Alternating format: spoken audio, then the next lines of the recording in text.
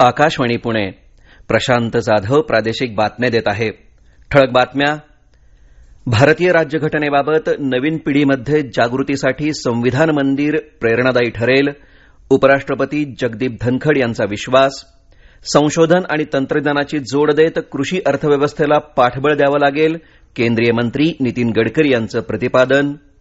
पुण्यातील पहिल्या वंदे भारत रेल्वेसह राज्यातल्या 3 गाड्यांचं आज पंतप्रधानांच्या हस्ते दूरस्थ माध्यमातून लोकार्पण. आणि चौथ्या हॉकी इंडिया अजिंक्यपद स्पर्धेत पेट्रोलियम क्रीडा प्रोत्साहन मंडळ संघाला जेतेपद. आता सविस्तर बातम्या. भारतीय राज्यघटना ही सर्वार्थाने वैशिष्ट्यपूर्ण असून भारतीय राज्यघटनेबाबत नवीन पिढीमध्ये जागृतीसाठी संविधान मंदिर नक्कीच प्रेरणादायी ठरेल असं प्रतिपादन उपराष्ट्रपती जगदीप धनखड यांनी काल मुंबईत केलं. राज्यातल्या 434 औद्योगिक प्रशिक्षण संस्थांमध्ये संविधान मंदिराचं लोकार्पण मुंबईच्या एल्फिन्स्टन महाविद्यालयातल्या कार्यक्रमात दूरस्थ पद्धतीनं केल्यानंतर ते बोलत होते. यावेळी उपराष्ट्रपती यांच्या पत्नी डॉक्टर सुदेश धनखड, केंद्रीय सामाजिक न्याय राज्यमंत्री रामदास आठवले, राज्यपाल सी.पी. राधाकृष्णन, नागपुरातून दूरस्थ प्रणालीद्वारे उपमुख्यमंत्री देवेंद्र फडणवीस आदी उपस्थित होते. भारतीय संस्कृतीचं सार आपल्या संविधानात सामावलं आहे. भारतरत्न डॉक्टर बाबासाहेब आंबेडकर यांचं संविधान निर्मितीमध्ये खूप मोठं योगदान आहे. सामाजिक न्याय हा आरक्षणाचा आधार असून वंचितांना मुख्य प्रवाहात आणण्यावर भर देणं गरजेचं आहे असं धनखड म्हणाले. डॉक्टर आंबेडकर यांचं योगदान नव्या पिढीला समजणं गरजेचं असून त्यादृष्टीनं संविधान मंदिर उपक्रम अतिशय उपयुक्त ठरेल असा विश्वास त्यांनी व्यक्त केला. कृषी अर्थव्यवस्थेला अभेरून आत्मनिर्भर भारताचं स्वप्न पूर्ण होणार नाही. त्यामुळे आपल्याला संशोधन आणि तंत्रज्ञानाची जोड देत कृषी अर्थव्यवस्थेला पाठबळ द्यावंच लागेल असं आग्रही मत केंद्रीय रस्ते वाहतूक आणि महामार्ग मंत्री नितीन गडकरी यांनी काल पुण्यात व्यक्त केलं. भारतरत्न पुरस्कारानं सन्मानित सर मोक्षगुंडम विश्वेश्वरय्या यांच्या जयंतीनिमित्त काल राष्ट्रीय अभियंता दिवस साजरा करण्यात आला. यानिमित्त सीओईपी तंत्रज्ञान विद्यापीठ आणि सीओईपी माजी विद्यार्थी संघटनेच्या वतीनं देण्यात येणाऱ्या सीओईपी अभिमान पुरस्कार वितरण समारंभात ते बोलत होते. यंदाचा सीओईपी जीवन गौरव पुरस्कार अहमदाबादमधल्या भगवती स्फेरोकास्टचे अध्यक्ष आणि कार्यकारी संचालक ज्येष्ठ उद्योगपती पी.एन. भगवती यांना देण्यात आला. अभिनेता वैभव तत्ववादी, राज्याच्या पर्यावरण विभागाचे मुख्य सचिव प्रवीण दराडे, सिक्कीमचे मंत्री राजू बसनेत, अमेरिकेतील जे.पी. मॉर्गन चेसच्या कार्यकारी संचालक मोनिका पानपलिया आणि अमेरिकेतील टेस्ला मोटर्सचे वरिष्ठ संचालक ऋषिकेश सागर यांना यावेळी यंदाच्या सीओईपी अभिमान पुरस्कारानं सन्मानित करण्यात आलं. पुढील 6 महिन्यात मुंबई बंगळुरू या 14 पदरी महामार्गाचं काम सुरू होणार असल्याची घोषणा गडकरी यांनी केली. ते म्हणाले, आपण अटल ब्रिजवरून उतरल्यानंतर त्या हायवेचं कामही सुरू झालं. तिथून डायरेक्ट मधून एक रोड 14 लेनचा त्याचा टेंडर निघालेला आहे आणि तो रोड आता डायरेक्ट पुण्याच्या रिंग रोडला जोडून मुंबई ते बंगलोर हा द्रुतगती महामार्गाचं काम पुढच्या 6 महिन्यात सुरू करायचं ठरवलेलं आहे. त्यामुळे इकडे मुंबई पुणे एक्सप्रेस हायवेचा 50% ट्रॅफिक तिकडे जाईल. कारण अटल ब्रिजमधून तुम्ही उतरले की लगेच तुम्ही मुंबई पुणे एक्सप्रेस हायवे नवीन लागले की डायरेक्ट रिंग रोडला येणार पुण्याच्या आणि तिथून डायरेक्ट बंगलोरला जाणार आणि त्याच रोडने पुढे डायरेक्ट पुणे औरंगाबाद 2 तासात तो रोड मिळणार. कारण पुण्याच्या आतमध्ये नाही. पुण्यातून सुरू होणाऱ्या पहिल्या वंदे भारत एक्सप्रेसचं लोकार्पण पंतप्रधान नरेंद्र मोदी यांच्या हस्ते आज दूरस्थ माध्यमातून होणार आहे. राज्यातील 3 वंदे भारत एक्सप्रेसचं उद्घाटन देखील आज होणार आहे. यात पुणे हुबळी, कोल्हापूर पुणे आणि नागपूर सिकंदराबाद या 3 रेल्वे गाड्यांचा समावेश आहे. केंद्रीय सहकार आणि नागरी हवाई वाहतूक राज्यमंत्री मुरलीधर मोहोळ पुण्यातून या वंदे भारत रेल्वेला हिरवा झेंडा दाखवणार आहेत. पुणे हुबळी आणि कोल्हापूर पुणे या दोन्ही गाड्या प्रत्येकी 3 दिवस धावणार आहेत. धनगर समाजाला अनुसूचित जमाती प्रवर्गाचं आरक्षण मिळावं यासाठी सकारात्मक पावलं उचलली जातील. ही सर्व प्रक्रिया कायद्याच्या चौकटीत टिकणारी असावी आणि यात अन्य कुठल्याही समाजावर अन्याय होणार नाही असे प्रयत्न केले जातील असं मुख्यमंत्री एकनाथ शिंदे यांनी काल मुंबईत एका बैठकीत सांगितलं. धनगर समाजाला अनुसूचित जमातीचं आरक्षण मिळावं यासाठी सुरू असलेल्या आंदोलनाच्या पार्श्वभूमीवर ही बैठक झाली. मुख्यमंत्र्यांनी उपोषणकर्त्या आंदोलकांशी दूरध्वनीवरून संपर्क साधला आणि त्यांची त्यांची विचारपूस केली.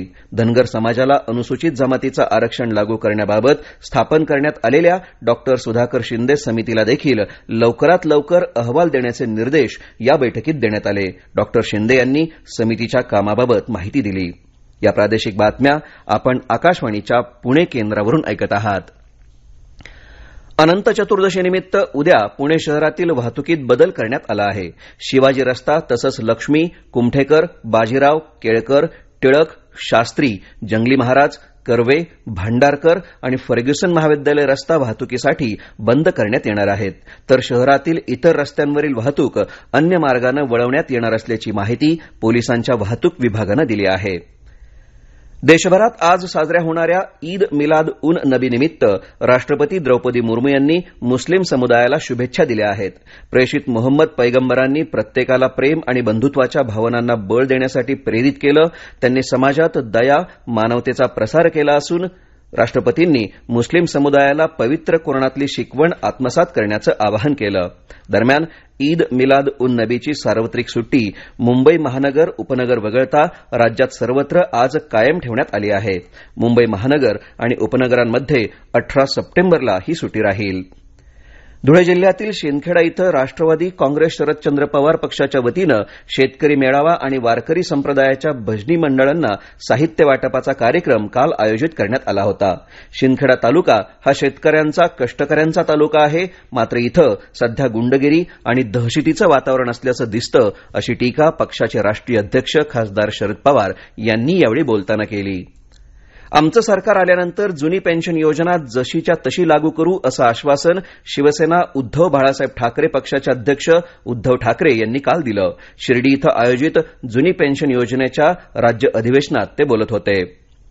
अहमदनगर जिल्ह्यातील 120 महाविद्यालयात नवीन मतदारांची नोंदणी सुरू असून 18 वर्ष पूर्ण झालेल्या नवीन 50,000 मतदारांची नोंदणी झाली असल्याची माहिती राज्याचे अतिरिक्त मुख्य निवडणूक अधिकारी डॉक्टर किरण कुलकर्णी यांनी दिली. निवडणूक निर्णय अधिकारी कार्यालयाच्या वतीनं आयोजित लोकशाही चर्चा या चर्चासत्रात ते बोलत होते. केंद्राच्या सहकार विभागानं आणलेल्या नवीन कायद्यानुसार सहकारी संस्थांना 151 प्रकारचे विविध व्यवसाय करण्याला परवानगी दिली आहे. संस्थांच्या अध्यक्षांनी आणि संबंधितांनी या योजनांची माहिती घेऊन योजना राबवण्याचं आवाहन राज्याचे सहकार मंत्री दिलीप वळसे पाटील यांनी काल केलं. ते काल पुणे जिल्ह्यातील आंबेगाव तालुक्यातील अवसरी इथल्या शासकीय तंत्रनिकेतन महाविद्यालयात पुणे जिल्हा मध्यवर्ती सहकारी बँकेच्या वतीनं आयोजित सहकार परिषद आणि बक्षीस वितरण समारंभात बोलत होते. बॅरिस्टर नाथ पै हे महान व्यक्तिमत्व आपल्या वेंगुर्ल्याचं असून याचा संपूर्ण देशाला अभिमान आहे. त्यांचं स्मारक आचार विचारांचं आदान प्रदान करणारं केंद्र असायला हवं असं मत खासदार नारायण राणे यांनी व्यक्त केलं. सिंधुदुर्ग जिल्ह्यात वेंगुर्ले नगर परिषदेतर्फे barrister Nath Pai foundation for Konkan development संस्थेच्या सहयोगातून उभारलेल्या बॅरिस्टर नाथ पै समुदाय केंद्राचा लोकार्पण सोहळा झाला. त्यावेळी ते बोलत होते. यावेळी राज्याचे उद्योगमंत्री उदय सामंत, शालेय शिक्षण मंत्री दीपक केसरकर आदी उपस्थित होते. धुळे जिल्ह्यातील शिंदखेडा तालुक्यात दसवेल फाट्याजवळ खासगी प्रवासी वाहन आणि कारमध्ये समोरासमोर धडक होऊन झालेल्या अपघातात 5 जण ठार तर 4 जण जखमी झाले. मृतांमध्ये 3 महिलांचा समावेश आहे. रत्नागिरी जिल्ह्यातल्या चिपळूण इथले मानद वन्यजीव रक्षक निलेश बापट यांचं शनिवारी हृदयविकाराच्या झटक्यामुळे निधन झालं. ते 46 वर्षांचे होते.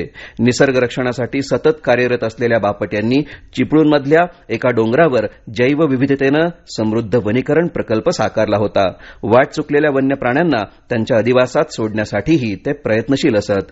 पुण्यातल्या निसर्गसेवक संस्थेनं निसर्गसेवक पुरस्कार देऊन त्यांचा गौरव केला होता. पुण्यात झालेल्या वरिष्ठ पुरुष गटाच्या 4थ्या हॉकी इंडिया आंतरविभागीय राष्ट्रीय अजिंक्यपद स्पर्धेत पेट्रोलियम क्रीडा प्रोत्साहन मंडळानं सलग दुसऱ्यांदा विजेतेपदावर आपलं नाव कोरलं.